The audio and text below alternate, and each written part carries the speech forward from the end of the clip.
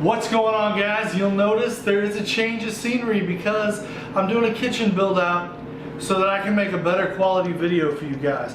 And thanks to my very awesome wife and son who came out and helped get the work moving as part of my Father's Day present. I couldn't be happier. It's really cool to see things start coming together. Eventually there will be cabinets, there will be all kinds of stuff. We'll have more equipment. This will be a butcher block. It's gonna be awesome. But for now, I'm very excited to be filming in a much more comfortable space. And you know what we're gonna do? We're gonna do pork belly burnt ends.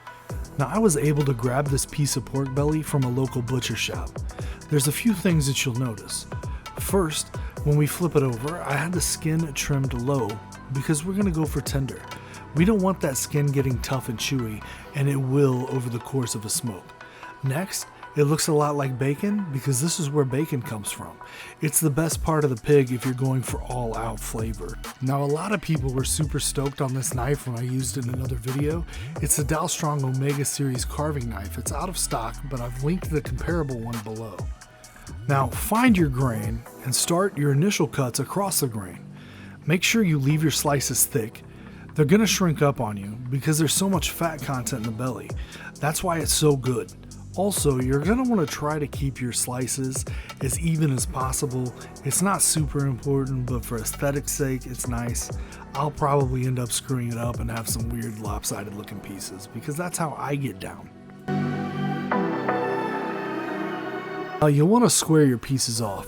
It's easier to do this one piece at a time, but I'm always a fan of doing things the hardest way possible, especially when you're showing people how to do it, and it would benefit you to look as skilled as possible.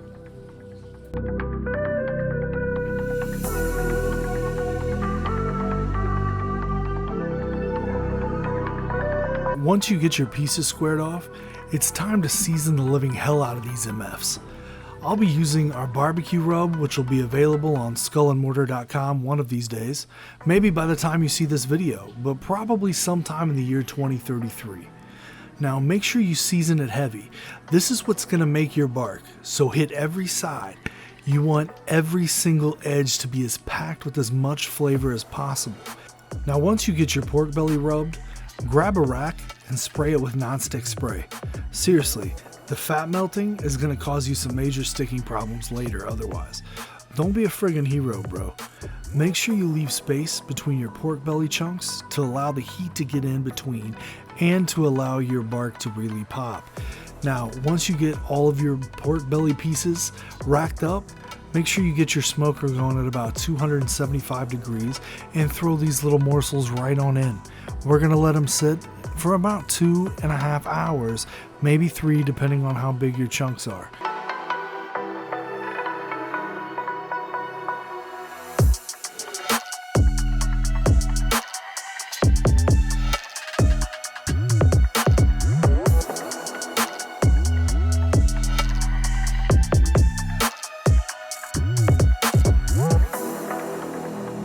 Now, we've had our pork belly in for about 2.5 hours, and they're not going to take any more smoke.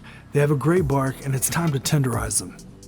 Now, I'm going to take my pork belly, pull it right off the rack, and drop it down in my pan. Now we need to tenderize this. The next step is to get a little wild with the brown sugar, if you know what I'm saying. Then get a little freaky with the honey, drizzle it all over it. And finally, take your butter, load that bad boy up with some butter.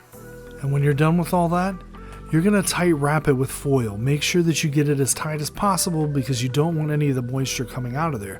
You wanna lock it in so it really beats up your meat and tenderizes it. Now, once you get your meat wrapped, you're gonna wanna put it back on the smoker for about an hour or so.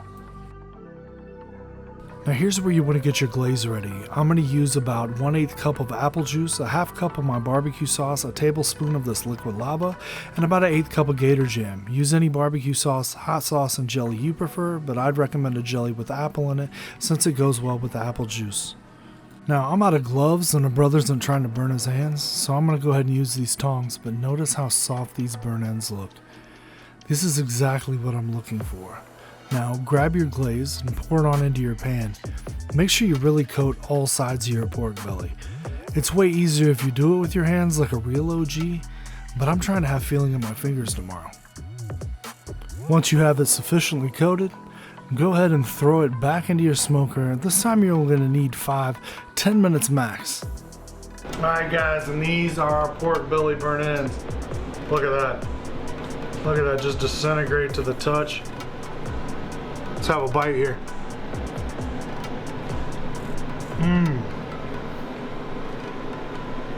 That's so good. That's excellent. Just probably the best pork meat that you can eat, really, that pork belly. It's everything that's right about bacon and barbecue at the same time. These are pork belly burnt ends. Make some, enjoy them. Leave your experience down in the comments. Good day, sirs, ma'ams, whatever you are.